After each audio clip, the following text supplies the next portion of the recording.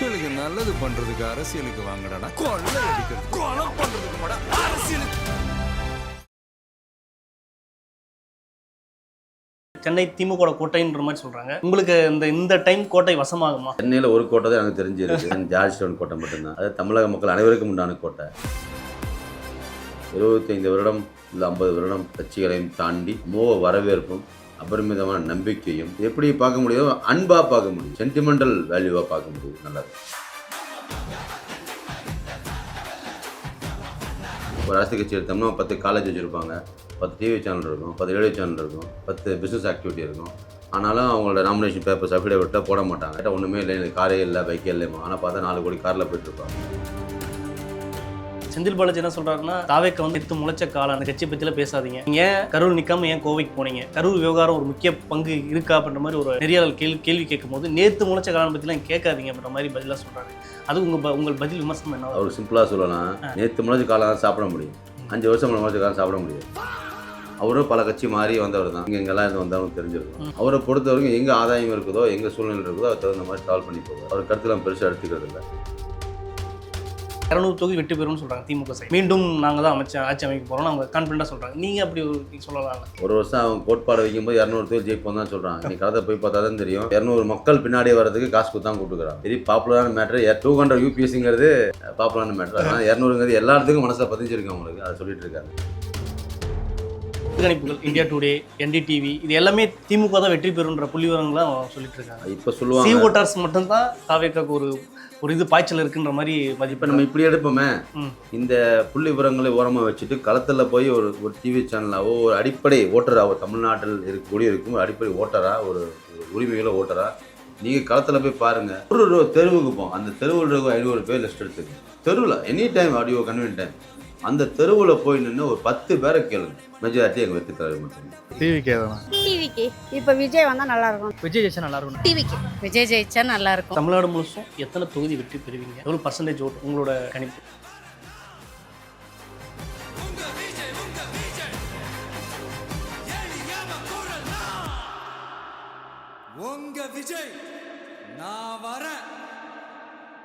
Colour கண்ணாடி voice நேயர்களுக்கு வணக்கம். இன்று நம்மோடு இருப்பவர் தாவேக்காவின் மாநில பொருளாளர் மற்றும் மயிலாப்பூர் சட்டமன்ற வேட்பாளர் வெங்கட்ராமன் அவர்களும் இணைந்துள்ளார். வணக்கம் சார். வணக்கம் சார், எப்படி இருக்கீங்க? நல்லா இருக்கு சார். தொகுதி வேலைகள்லாம் எப்படி போயிருக்கு சார் மயிலாப்பூரில்? மக்களோட ரெஸ்பான்ஸ்லாம் எப்படி இருக்குது சார்? முதல்ல சொல்லணும்னா தமிழக வெற்றி கழகத்தை பற்றி சொல்லணும். தமிழக வெற்றி கழகம் 2026 சட்டமன்ற தேர்தலில் புதுசாக கலந்து காண்றோம். எல்லா கழகமும் சிறப்பாக இருக்குது. 234 தொகுதிகளிலுமே எதிர்பார்க்குற அளவுக்கு மக்கள் ரெஸ்பான்ஸ் நல்லா இருக்குது. நான் இருக்கிற அந்த மயிலாப்பூர் சட்டமன்ற தொகுதியில் நான் ஒவ்வொரு டோர் டு டோர் கேம்பெயின் பண்ண போகும்போதோ, ஒரு மக்களை சந்திக்க போகும்போதும், ஸ்பெசிஃபிக் ஏரியாவில் போகும்போது தான் மக்களோட எதிர்பார்ப்பு, மக்களோட ரெஸ்பான்ஸு 25 வருடம் இல்லை 50 வருடம் கட்சிகளையும் தாண்டி மோக வரவேற்பும் அபரிமிதமான நம்பிக்கையும் எப்படி பார்க்க முடியும்? அன்பாக பார்க்க முடியும், சென்டிமெண்டல் வேல்யூவாக பார்க்க முடியும். நல்லது. மயிலாப்பூரில் பார்த்தீங்கன்னா ஆல்ரெடி பார்த்தீங்கன்னா அதிமுக திமுக இதை கொஞ்சம் வலுவாக இருக்கிறதா சொல்கிறாங்க. அது எப்படி பார்க்குறீங்க? அது எவ்வளோ சவாலாக இருக்குது கிரவுண்டில்? இது எப்படி கம்பேர் பண்ணலான்னா, மயிலாப்பூரில் மட்டும் இல்லை, தமிழ்நாட்டிலேயே கடந்த 50-60 ஆண்டு காலமாக அதிமுக திமுக மட்டும் இருந்துக்கிட்டு இருக்கு. இது செஞ்சுக்கிட்டு இருக்காங்க. இவங்களாம் என்ன செஞ்சாங்கிறது மக்கள் கேள்வியாக இருக்குது. ஒரு 20 இயர்ஸ் பேக் போனோம்னா ஒவ்வொரு மக்களுக்கும், ஒவ்வொரு அடிப்படை இருக்கிற மக்களுக்கும் யார் எம்எல்ஏங்கிறது தெரியும். ஏன்னா அவங்கெல்லாம் அந்த வேட்பாளர்கள்லாம் மக்களை சந்திப்பார்கள், மக்களை அணுகுவார்கள்.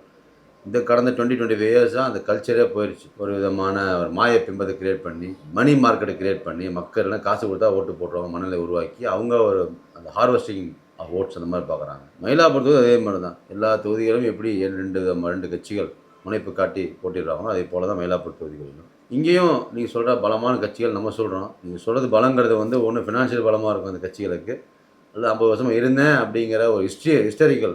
இன்னைக்கு தேர்தலில் அதுதான் இன்னைக்கு முக்கியமான ஆயுதமாகவும் இருக்குது வெற்றி பெறதுக்கு. இது ஜனநாயக தேர்தல். இது இந்தியாங்கிறது ஒரு ஜனநாயக நாடு. இந்தியா ஜனநாயக நாட்டில் மக்கள் ஒவ்வொரு சூழ்நிலையில் ஒவ்வொரு விதமான எதிர்பார்ப்பு இருப்பாங்க.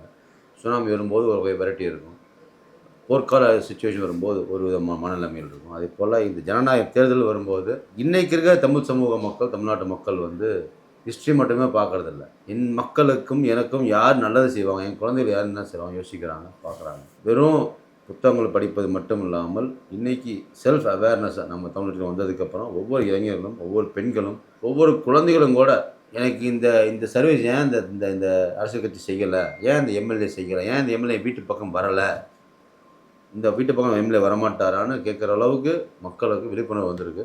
நல்ல ஒரு அணுகுமுறையாக இருக்குது. ஆனால் இந்த சட்டமன்ற தேர்தலுங்கிறது புரட்சிகரமாக சட்டமன்ற தேர்தலாக இருக்கும். மயிலாப்பூர் மட்டுமல்ல, இந்த தொகுதிகளில் நீங்கள் சொல்கிற 2 கட்சிகள் பெரிய ஆளுமையாக இருந்திருந்தாலும் பண்ணியிருந்தால் கூட இந்த ஜனநாயக களம், இந்த 2026 ஜனநாயக களம் பொறுத்த வரைக்கும் மக்கள் எதிர்பார்ப்பு என்னை போல் அவர்களும் இந்த தொகுதிக்கு ஒரு எம்எல்ஏ நிற்க போகிற எம்எல்ஏ என்னை போல் அவரும் என்னை வந்து பார்க்கணும், என்னோட பிரதிநிதி தான் அவர். நம்ம எல்லாம் சொல்கிறதான் சட்டமன்றம், நம்மளோட கான்ஸ்டியூஷன் அரசியலமைப்பு சொல்கிறது என்ன, மக்கள் பிரதிநிதியாக மாமன்றத்திலோ மக்கள் பிரதிநிதியாக சட்டமன்றத்தில் பேசுவீங்கிறது தான் கோட்பாடு. அதான் ஜனநாயகம் முறை.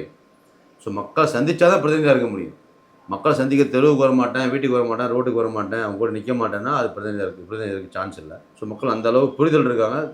அவங்க அறியாமையெல்லாம் விலகி இன்றைக்கி அவங்க கேள்வி வைக்கும் சூழ்நிலையும் புரியும் சூழ்நிலையும் இருக்காங்க. ஸோ எவ்வளோ தான் இங்கே நீங்கள் சொல்கிற பலங்கள் பணமாகவும் பொருளாகவும் பதவியாகவும் இருந்தாலும் கூட மக்கள் அதையெல்லாம் தாண்டி என் கூட மக்கள் நிற்கணும், என் கூட எம்எல்ஏ நிற்கணும் ஆசைப்பட்றாங்க. அதை என் தமிழ் வெற்றி கழகம் சேரஞ்சரமாக செஞ்சுக்கிட்டு இருக்கு, செய்வோம், நிற்போம். அதே சமயம் முன்னாடி நீங்கள் சொன்னீங்க ஒரு கல்ச்சராக மாறிடுச்சு. முன்னாடி வந்து 20 வருஷத்துக்கு முன்னாடி கட்சி வேட்பாளர்கள் எம்எல்ஏலாம் பேர் தெரியும், இப்போ இல்லை அப்படின்ற மாதிரி ஒன்று சொல்கிறீங்க. மக்கள் வந்து வேட்பாளர்கள் கேள்வி கேட்குறாங்க, இங்கே என்ன பண்ண ஏது பண்ண. இந்த இதுக்கு என்ன சார் காரணம்? இந்த மாற்றத்துக்கு என்ன காரணம்? அந்த விழிப்புணர்வுக்கு யார் காரணமாக இருக்காங்க? இல்லை இதை பார்த்து பழகிட்டு இனிமேல் நம்ம இப்படி இருக்கக்கூடாது, ஒரு மாற்றம் தேவைன்ற உணர்றாங்களா? இல்லை விஜய் சார் வந்த பின்னாடி அந்த அவங்களுக்கு ஒரு எழுச்சி, அந்த விழிப்புணர்வு வந்திருக்குது தான் நினைக்கிறீங்களா? இளைஞர்கள் இருக்காங்க, இளைஞர்கள் பெண்கள் இருக்காங்க, வீட்டுக்குள்ளேயே இருப்பாங்க. அவங்க ஏதோ ஓட்டு போட வருவாங்க, வீட்டுக்கு காசு கொடுக்க வருவாங்க, பூத்ஸில் கொடுக்க வருவாங்க, அப்போ பண்ணால் போதுன்னு நினச்சிட்டு இருந்தாங்க. இப்போ இந்த இளைஞர்களுக்கு எப்போ விழிப்புணர்வு அதிகமாக இருக்கும், எப்போவுமே ஒரு சிஸ்டம் உண்டு. விவேகானந்தர் சொன்னார், 100 பேர் கொடுங்கப்பா, இந்த மாட்டையை மாற்றுறேன். இந்த இளைஞர் படைங்கிறதே வந்து இவங்களுக்கு என்னென்னு சொல்லி கொடுத்தா போதும், அவன் ஒரு மாஸ் லெவலில் ஒரு கண்ட்ரிக்கு உண்டான ஒரு வளர்ச்சிக்குண்டான திட்டங்களை வகுப்பான், என்னோட கூட நிற்பான். அவனுக்கு அந்த அளவு எனர்ஜி அவனுக்கு இருக்குன்னு சொன்னார். உலகத்திலேயே அதிக இளைஞர்களை கொண்ட நாடு இந்தியா. அந்த இளைஞர்களும் அதிக அறிவாளி இளைஞர்களையும் மண்ணோட சேர்ந்து ஒர்க் பண்ணுற இளைஞர்கள் இருக்கிற ஒரு ஸ்டேட்டுங்கிறது தமிழ்நாடு மட்டும். இங்கே இளைஞர்கள் எப்போ நம்ம விழிப்புணர்வையும் இது தாண்டா முறை, இதாண்டா சரி, இதான் அவனுக்கு கற்றுக் கொடுக்கும் போதும், அவனுக்கு அந்த விஷயங்களை கொடுக்கும்போது மட்டும்தான் அவனால் தன்னெழுச்சியாகவும் தன்னோட பலத்தை புரிஞ்சுக்கிறான். அவன் பலம் எங்கே தெரியுது, அவன் சொல்லும்போது கூட அவனோட தாய்மார்கள் இருக்காங்க, அவனோட சிஸ்டர்ஸ் இருக்காங்க, அவங்கெல்லாம் பயணம் பண்ணுறானோ அந்த பயணம் பண்ணும்போது அவங்களும் சேர்ந்து கற்றுக்கிறான், தெரிஞ்சுக்கிறான், அவங்களையும் அந்த விஷயங்கள் தெரியும். இந்த அரசியல் விழிப்புணர்ச்சி மட்டும்தான் இந்த தேர்தலில் பெரிய பலமாகவும் பெரிய சக்தியாகவும் இருக்குது. இந்த சக்தி எங்கே உருவாச்சுன்னா தான் ஒரு கத்தியை தீட்டும் போது மட்டும்தான் கூர்மையாகும். அதே போல் இத்தனை வருட காலங்களாக இருந்த பல கட்சிகள் அதெல்லாம் கோட்டை விட்டுட்டு அவங்க அரசியலை மலுங்க தான் பண்ணிட்டாங்க, அவங்க பட்டை தீட்டப்படவில்லை. இந்த தமிழக வெற்றிகளை வந்ததுக்கப்புறம் தான் ஒவ்வொரு இளைஞர்களையும், ஒவ்வொரு தாய்மார்களையும், ஒவ்வொரு சூழல்களையும் பட்டை திட்டும் வைரங்களாக மாற்றி கொண்டு வந்துட்டுருக்கோம். இந்த அரசியல் விழிப்புணர்ச்சியும் இந்த அரசியல் வழிகாட்டுதலையும் தமிழ் வெற்றிகளை மட்டும்தான் முனைப்படுத்தி தமிழ்நாடு கொண்டு வந்தது. நாங்கள் வரலைன்னா இன்றும் பட்டை தீட்டப்படாத வைரங்களாக இன்னும் பல காலங்கள் இந்த தமிழக மக்கள் இருப்பாங்க. தமிழக எங்கள் வெற்றி தலைவர் வந்திருக்காரு, அது கட்சி உருவாக்கியிருக்காரு. சமூக நீதியை உருவாக்கணும், சமூக நீதி உருவாக்க மட்டுமல்ல மக்களுடைய சென்றடைய வேண்டும்ங்கிறதுனால ஒவ்வொரு சூழ்நிலையும் இளைஞர் மத்தியிலையும், பெண்கள் மத்தியிலையும், குழந்தைகள் மத்தியிலையும் பரவலாக ஒரு விழிப்புணர்வை கொண்டு வந்திருக்கிற நாட்டிக்கு இதுக்குண்டான பேஸ் காரணமே வெற்றி தலைவரும் எங்கள் தமிழ் வெற்றி கழகம் மட்டுமே தான். இந்த வைரங்கள் சொல்கிற மாதிரி சொன்னீங்களே, அந்த வைரங்கள் இந்த தேர்தல் எப்படி எதிரொலிக்கும்னு நினைக்கிறீங்க? வைரங்கள் எப்போவுமே ஒரே மாதிரி தான் இருக்கும். வைரங்கள் வீட்டில் இருந்தால் தன்மையில் மாறாது, வைரங்கள் கடையில் இருந்தாலும் தன்மையில் மாறாது. வைரங்களுக்கு வேல்யூஸ் உண்டு. இந்த இளைஞர்கள் படைங்கிறது வந்து அபரிமிதமான வேல்யூவும் அபரிமிதமான சக்தியும் கொண்ட ஒரு வைரங்கள். இந்த கண்டிப்பாக 2020 சட்டமன்ற தேர்தலில் வைரங்களின் ஜொலிப்பு, வைரங்களின் வேல்யூ எக்ஸ்ட்ரா நிறையா இருக்கும். ரிசல்ட் வந்தோன்னே தெரியும் தாங்க. சார் ஓகே சார், இப்படி ஒரு பக்கம் இருக்கையில் விகடனில் இன்றைக்கி ஒன்று விட்டுருக்காங்க, ஜூனியர் விகடனில் ஒரு கருத்து கணிப்பு விட்டுருக்காங்க. அதில் பார்த்தீங்கன்னா 3 தொகுதி தான் தாவேக்கா வந்து வெற்றி பெறும் அப்படின்ற மாதிரி விட்டுருக்காங்க. மீண்டும் வந்து திமுக தான் ஆட்சி அமைக்கும் அப்படின்ற மாதிரியும் அவங்க சொல்கிறாங்க. அதிமுக 83 தொகுதி கிட்டத்தட்ட அப்படி இழுபறி 27 தொகுதி அப்படின்ற மாதிரி சொல்கிறாங்க. இது எப்படி சார் பார்க்குறீங்க? கருத்து கணிப்பு மேலே உங்களுக்கு நம்பிக்கை இருக்கா, உடன்பாடு? ஆக்சுவலி இதை பல பேரும் எதிர்பார்க்கலாம். இப்போ ஒரு மழை பெய்யுதுன்னு 3 சென்டிமீட்டர் மழை பெய்யுதுன்னு சொல்கிறாங்க, ஆனால் 30 சென்டிமீட்டர் மழை பெய்யுது. 7 மணிக்கு மழை பெய்யும்பாங்க, 10 மணிக்கு மழை பெய்யும். இன்றைக்கி 30 டிகிரி செல்சியஸ்க்கு மேலே வெப்பம் இருக்குன்னு சொல்லுவாங்க, ஆனால் அவங்க சொன்னதுக்கப்புறம் 4 நாள் இருக்குது. இதெல்லாம் இயற்கையோட நேச்சர்ஸ். இயற்கையை மனிதன் ஒரு வகையில் ப்ரெடிக்ட் பண்ணுறான். ஆனால் அறிவியல் ஓரளவுக்கு அது அக்யூரேட் பண்ணல சார், உண்மைக்கு நெருக்கமாக நியரஸ்ட்டாக அக்யூரேஷாக பண்ண முடியும், சேர்ந்து பர்ஃபெக்ட் அக்யூரேஷன். அதான் 90% இன்னைக்கு 2 நாட்களுக்கு மழைனா ஒரு அது காலதாமதமாகும். ஆனால் ஒரு அது அறிவியல் நம்ம இங்கே சொன்ன பாயிண்ட் அறிவியலை பொறுத்த 90% டெக்னிக்கலாக வச்சு கிரவுண்ட் லெவலில் வச்சு அசஸ் பண்ணலாம். பட் இந்த அன்பை வந்து மெஷர் பண்ண முடியாது. எங்கள் தலைவரும் இருக்கும் இந்த படைகளும் இவங்களுமே என்ன பண்ணுறாங்கன்னா, இந்த இன்றைக்கி இருக்க சோசியல் மீடியாவையும் தாண்டி எல்லா நேச்சுரல் ஒரு விஷயத்தை ஒரு மக்களுக்கு கொடுக்கும். யாரும் தடுக்க முடியாது. அதே போல் அன்புங்கிறதும் ஒரு தலைவனுக்கோ ஒரு தலைமுறைக்கோ உண்டான அன்பை யாராலும் எங்கேயும் மாற்றவோ பிரிக்கவோ முடியாது. அது சோசியல் மீடியா இல்லை இப்படி தான் வரும் கருத்து கணிப்பை போட்டாலும் இல்லை இருக்கிற டிவி சேனல்லாம் சேர்ந்து வச்சு பண்ணினாலும் இப்படி தான் இருக்கும். இது எப்படி எடுத்துக்காட்டு சொல்லணும்னா, நம்ம இன்றைக்கி இருக்கிற சோசியல் மீடியா உலகத்தில் ஒரு 10 சேனல்கள் ஒரு கட்சி ஆரம்பித்தா அந்த கட்சி எலெக்ஷன் டைம் வரையும் அமைதியாக இருப்பாங்க. எலெக்ஷன் வந்துச்சுன்னா பின்னாடி 10 விதமான சேனல் 10 விதமான கட்சிகள் கூட்டணி வந்துடுவாங்க. இந்த கூட்டணி ஆட்சி தான் அமையும், கூட்டணி இருந்தால் தான் சக்ஸஸ் பண்ண முடியும் வராங்க. அதே போல தான் இந்த சேட்டலைட் சேனல் நீங்கள் சொல்கிற சோசியல் மீடியா உலகங்களும் எல்லா பத்திரிகைகளுமே பத்திரிகைங்கிறது இன்றைக்கி பேக்கப்பில் பார்த்தா பல அரசியல் கட்சிகள் பிரமாதம் பின்னாடி நிற்கிறாங்க. இவங்க என்ன நினைக்கிறாங்க, என்ன யோசிக்கிறாங்க அப்படின்னா, எல்லா சூழல்களிலும் நம்ம பேப்பரில் போட்டால் இந்த விகடனில் ஒரு ஆர்டிக்கல் போடுறோம், இதை ஒரு 1000 பேர் 1,00,000 பேர் 10,00,000 பேர் பார்க்குறாங்க அப்படின்னு அவங்க ஒரு பர்செப்ஷன், அதாவது கருத்து திணிப்பு இதை அவங்க முன்னெடுக்கிறாங்க. இந்த கருத்து திணிப்புலாம் இளைஞர்கள் மத்தியிலையும் இந்த அன்பின் மத்தியிலும் ஈடுபடாது. இந்த தேர்தலில் நீங்கள் நீங்கள் சொன்ன ஒரு பத்திரிகை மட்டுமல்ல, பல பத்திரிகைகள் முன்னோடி பத்திரிகை லோக்சபான்னு ஒரு இது ஒன்று விட்டாங்க, NDTV, இது எல்லாமே திமுக தான் வெற்றி பெறுன்ற புள்ளிவரங்களாம் சொல்லிட்டு இருக்காங்க. இப்போ சொல்லுவாங்க சி ஓட்டர்ஸ் மட்டும்தான் தாவேக்காக்கு ஒரு இது பாய்ச்சல் இருக்குன்ற மாதிரி இப்போ நம்ம இப்படி எடுப்போமே, இந்த புள்ளி விவரங்களை ஓரமாக வச்சுட்டு களத்தில் போய் ஒரு டிவி சேனலாவோ ஒரு அடிப்படை ஓட்டராகவோ தமிழ்நாட்டில் இருக்கும் அடிப்படை ஓட்டராக ஒரு உரிமைகளோ ஓட்டராக நீங்கள் களத்தில் போய் பாருங்கள். ஒரு தொகுதியில் ஒரு பகுதியில் ஒரு பாகத்தில் இருக்கிற பிளேஸில் இவ்வளோலாம் பெருசாக வேணாம், ஒரு ஸ்ட்ரீட் மார்க் 1 ஸ்ட்ரீட். ஸோ நிறையா கருத்து கணிப்பு படிக்கும்போதெல்லாம் ஒரு 1000 பேர் வச்சுக்குவாங்க, பல சென்டிமீட்டரில் எடுத்துகிட்டு போயிடுவாங்க. நீங்கள் ஆஸ் இண்டிவிஜுவலாக எவ்ரி ஹியூமன் யாரெல்லாம் இந்த மாதிரி வருமா கேள்வி கேட்குறாங்களோ உங்களை மாதிரி ஒரு தெருவுக்கு போங்க. அந்த தெருவில் இருக்க 500 பேர் லிஸ்ட் எடுத்துக்கு தெருவில் any time audio convenient time அந்த தெருவில் போய் நின்று ஒரு 10 பேரை கேளுங்க. மெஜாரிட்டி எங்கள் வெற்றி தர மாட்டாங்க. ஸோ இந்த மாதிரி நம்ம பேப்பரில் படிக்கிறது, புத்தகங்களில் பார்க்குறது, டிவியில் பார்க்குறது, ஆன்லைனில் பார்க்குறதுனா ஏதோ ஒரு ரேண்டம் ஆக்சஸில் எங்கள் வெற்றி தலைவரையும் எங்கள் கட்சி மக்களையும் எங்களோட மக்களிடையும் ஒரு கருத்து திணிப்பாக இல்லை டிஎம்கே தான் வரும், ஏடிஎம்கே தான் வரும், பிஜேபி தான் வரும்னு ஒரு கருத்து திருப்பி உருவாக்குறாங்க. இதெல்லாம் பொய், அப்பட்டமான பொய், விலை கொடுத்து வாங்கப்பட்ட பொய். இந்த 2ஆம் கட்ட தலைவர்கள் பெருசாக ஒர்க் பண்ணுறதில்ல, 2ஆம் கட்டத்தில் பேச்சாளர்கள் இல்லை, நிறையா பணப்பட்டுவாட பிரச்சனைகள் தாவேக்குள்ள இருக்குது, அதனால் வெற்றி பெறுறதுக்கான சூழலே இல்லை அப்படின்ற மாதிரி விமர்சனங்கள்லாம் வைக்கிறதெல்லாம் எப்படி பார்க்குறீங்க? அதான் இந்த விமர்சனங்கிறதும் கருத்து திணிப்புங்கிறதும் ஒரே மாதிரி தான். இவங்களா ஒன்று இருக்கிற தன் கையில் இருக்கிற ஒவ்வொரு அரசியல் கட்சிகளும் தனக்குன்னு ஒரு பத்திரிகை துறை, ஒரு அரசியல் கட்சி எடுத்தோம்னா 10 காலேஜ் வச்சுருப்பாங்க, 10 டிவி சேனல் இருக்கும், 10 ரேடியோ சேனல் இருக்கும், 10 பிஸ்னஸ் ஆக்டிவிட்டி இருக்கும். ஆனாலும் அவங்களோட நாமினேஷன் பேப்பர்ஸ் அஃபிடேவிட்டில் போட மாட்டாங்க. கேட்டால் ஒன்றுமே இல்லை, எனக்கு காரே இல்லை, பைக்கே இல்லைம்மா. ஆனால் பார்த்தா 4 கோடி காரில் போய்ட்டுருப்பாங்க. அவங்க இந்த மாதிரி அவங்களுக்கு இருக்கிற சேனல் பேக்கப் சேனலை வச்சு தான் இவன் காசு வாங்குறான், இவங்களை பணப்பட்டு விட மாட்டான், இவங்க தலைவர் இல்லைன்னு சொல்கிறாங்க. அப்படிலாம் இல்லை. எங்கள் தலைவர் எல்லாருமே ஒரே பார்வையில் ஒரே கருத்துக்களாக முன்னெடுக்க சொல்லிடுறார். எல்லோரும் செய்கிறோம்.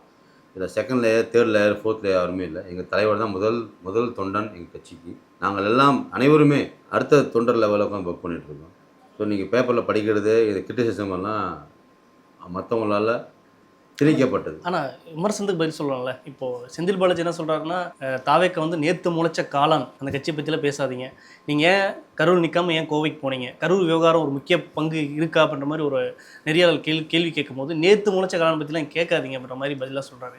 அது உங்கள் பதில் விமர்சனம் என்ன? அவர் சிம்பிளாக சொல்லலாம், நேற்று முளைச்ச காளான் சாப்பிட முடியும், 5 வருஷம் முளைச்ச காளான் சாப்பிட முடியாது. அவரும் பல கட்சி மாறி வந்தவர் தான், எங்கெல்லாம் இருந்து வந்தவங்க தெரிஞ்சிருக்கும். அவரை பொறுத்த வரைக்கும் எங்கே ஆதாயம் இருக்குதோ, எங்கே சூழ்நிலை இருக்குதோ அது தகுந்த மாதிரி ட்ராவல் பண்ணி போவார். அவர் கருத்துலாம் பெருசாக எடுத்துக்கிறது இல்லை. பட் கிரிட்டிசிசன் வரும்போது நம்ம எக்ஸ்பிளைன் பண்ண சொல்லுவோம், ஒவ்வொரு சூழ்நிலையும் ஒவ்வொரு பிரச்சனை வரும்போது சொல்லுவோம். கரூர் மேட்டெலாம் சொல்ல வந்தீங்கன்னா சிம்பிளாக சொல்லணும்னா, நம்ம எந்த ஒரு நிகழ்ச்சிகள் பண்ணினாலும் நீங்கள் இல்லை, நான் இல்லை, தமிழகத்தில் உள்ள எனிஒன் எந்த ஊரில் இருந்தாலும் அந்த லேண்ட் ஆஃப் லான்னு ஒன்று இருக்குது. அந்த தமிழ்நாட்டுக்கு உண்டான அந்த மாநிலத்துக்கு உண்டான சட்டங்கள், சிதோசன நிலைமைகள் அப்படிலாம் மாநில சட்டங்கள் இருக்கும். அந்த மாநில சட்டங்கள் இல்லாமல் அந்த டிஸ்ட்ரிக்ட் உண்டான சட்டங்கள் இருக்கும்.